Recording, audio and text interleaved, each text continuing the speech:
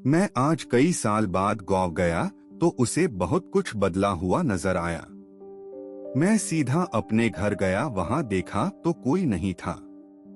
तभी पास के घर से रघुबीर चाचा निकल आए।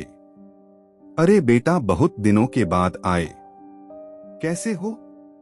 मैंने चाचा के पैर छुए और कहा, चाचा यह लच्छू कहाँ गया? इसे मैंने घर संभालने के लिए दिया था। यह सुनकर चाचा ने आश्चर्य से देखा। बेटा, तुम्हें नहीं पता, वह तो अभी 2 महीने से पागल हो गया है। गांव के बाहर बैठा रहता है, कोई कुछ खाने को दे देता है तो खा लेता है। यह सुनकर मेरे पैरों तले जमीन खिसक गई। मुझे यकीन नहीं हुआ कि लच्छू जैसा जिंदा दिल इंसान पागल हो सकता है। मैंने उत्सुकता भरी नजरों से चाचा को देखा तो उन्होंने कहा, बेटा पहले घर चलो, कुछ खा पीकर आराम कर लो, फिर बात करेंगे। मना करने पर भी वे जबरदस्ती अपने घर ले गए। वहां चाय नाश्ता करने के बाद सबसे पहले मैंने लच्छू के बारे में पूछा।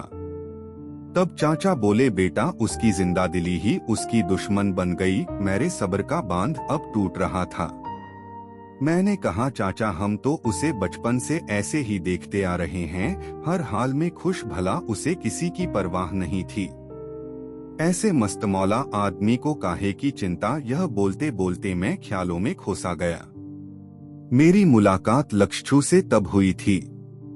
मैं 10 साल का था और मेरे पिताजी ने उसे काम पर रखा था। वह भाग भाग कर घर के सारे काम करता, पानी भरता, पूरे घर का झाड़ू पोंछा करता, उसके बाद खाना लेकर खेत पर चला जाता था। सारे दिन खेत पर काम करता। पिताजी उससे कहते, अरे लच्छू खाना खाकर थोड़ा आराम कर लिया कर, बहुत धूप हो रही है। लच्छू मुस्कुराते हुए कहता, मालिक अभी पानी देकर आता हूँ, इन गेहूं की बालियों को धूप लग गई तो भूखे सोना पड़ेगा। ऐसी ही हंसी ठिठोली करता था लच्छू। मैंने कभी उसे छुट्टी लेते या थक कर आराम करते नहीं देखा। भरी दोपहरी में मुझे साइकिल से स्कूल लेने पहुँच जाता। वहाँ मुझे 2 टॉफी देकर इंग्लिश के 2-4 वाक्य सीखने की कोशिश करता। साइकिल पर बैठाकर उड़ता हुआ सा घर पहुंचा देता, उसके बाद ही खाना खाता था। जब मैं स्कूल की पढ़ाई खत्म कर शहर पढ़ने जा रहा था तो सबके साथ लच्छू भी मुझे स्टेशन तक छोड़ने आया था। वहां पहली बार मैंने उसे रोते देखा था। एक घर के बुजुर्ग की तरह उसने मुझे अपना ख्याल रखने की नसीहत दी और एक कोने में खड़े होकर रोने लगा। मैंने उसे चुप कराया और पिताजी का ध्यान रखने को कहा, क्योंकि मौके जाने के बाद पिताजी किसी से ज्यादा बात नहीं करते थे, न ही अपनी परेशानी किसी को बताते थे।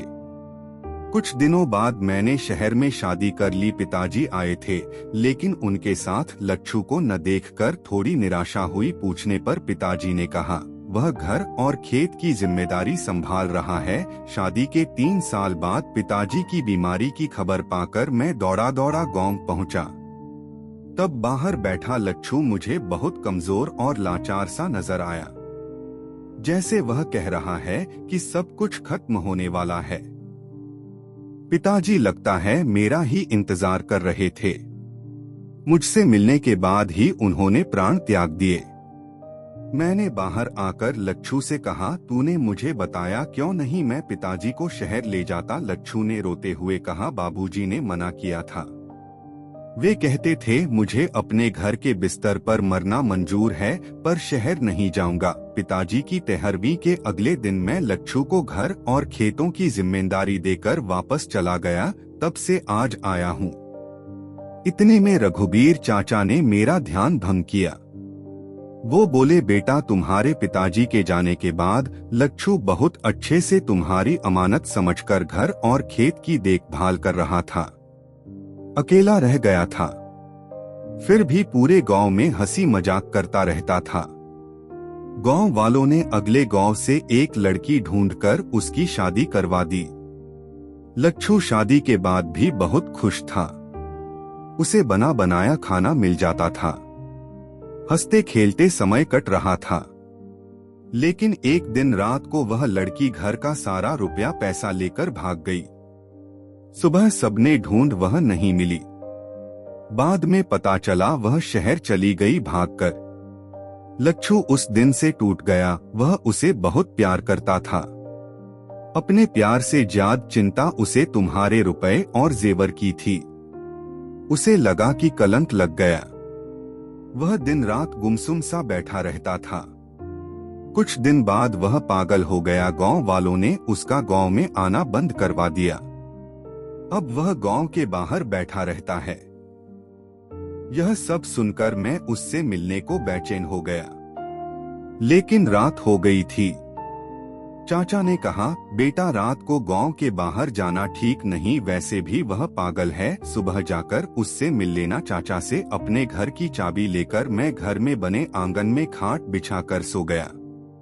लेकिन नींद कहाँ थी, पूरी रात करवट बदलता रहा। सुबह तड़के ही मैं लच्छू से मिलने पहुंच गया। वहां जाकर देखा तो मैं उसे पहचान नहीं पाया। वह बिल्कुल कमजोर हो गया था। आंखें गड्ढों में धंस गई थी। आधे से ज्यादा बाल सफेद हो चुके थे। कपड़े फटे हुए थे। वह खेत के पास बैठा था।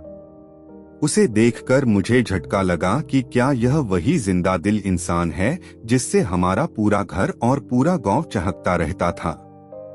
वह अपनी बातों से हर किसी को हंसा देता था। सबसे राम राम करना, सबका आशीर्वाद लेना। आज उसकी आंखों में एक सूनापन था। मुझे एकटक देख रहा था। शायद उसे कुछ याद आया और उसकी आंखों से आंसू बहने लगे। मुझे वह कहीं से पागल नहीं लगा। कुछ देर बाद वह कहने लगा, भैया मुझे माफ कर दो, बाबूजी की अमानत मैं बचा न सका। इससे पहले मैं कुछ बोलता वह वहां से खेतों की ओर भाग गया। मैं निराश होकर वापस आ गया। कुछ दिन बाद रघुबीर चाचा का फोन आया। उन्होंने बताया कि पगला लच्छू नहीं रहा। मेरा मन ऑफिस में नहीं लग रहा था। मैं घर आ गया।